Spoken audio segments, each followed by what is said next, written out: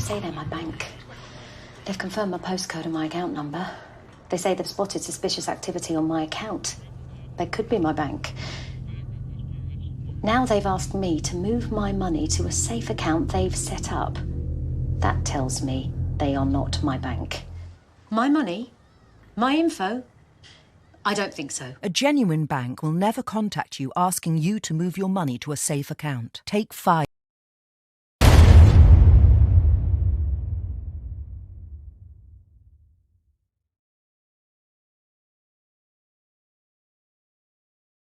This is John Stuart Mill. You might know him from his book On Liberty, in which he wrote, "The only purpose for which power can be rightfully exercised over any member of a civilized community against his will is to prevent harm to others. His own good, either physical or moral, is not a sufficient warrant." In 2 sentences, Mill describes the golden rule that underpins a tolerant, free and liberal society. People have different tastes and preferences. If we prevent people from doing what they want, we are probably going to make their lives worse. Making somebody's life worse is immoral. It is also, in economic terms, inefficient.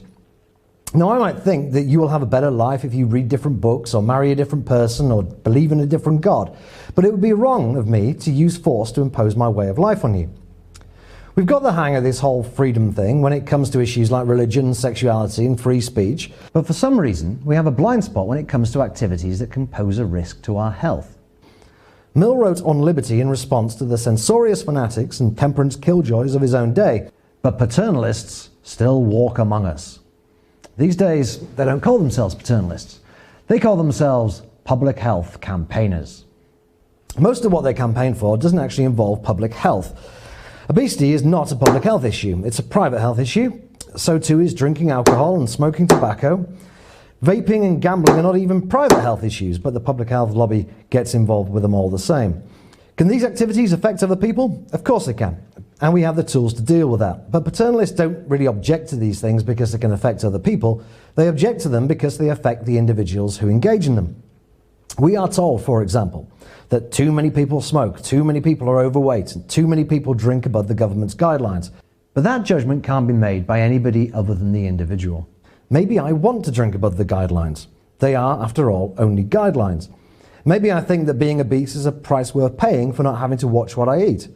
Maybe I like smoking so much that I accept the health risk as part of a rational trade-off. Now, you might say I'm making the wrong choices, but so long as I'm informed about the risks, my decisions shouldn't be infringed upon. In fact, there's a very good reason to give more weight to my preferences, because it's my life, not yours. I know what I like, and you don't.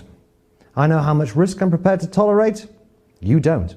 This is why it's a bad idea to have anybody else, especially the government, making decisions for informed adults. If a person chooses to do something, it is because they get benefit from it, what we call consumer surplus. If you make it impossible for them to do it, or make it more expensive, or even just make it less convenient, you are reducing their consumer surplus. You're making their lives worse. And because nobody else gains from them losing out, you are reducing the overall welfare of society. You are making the world worse.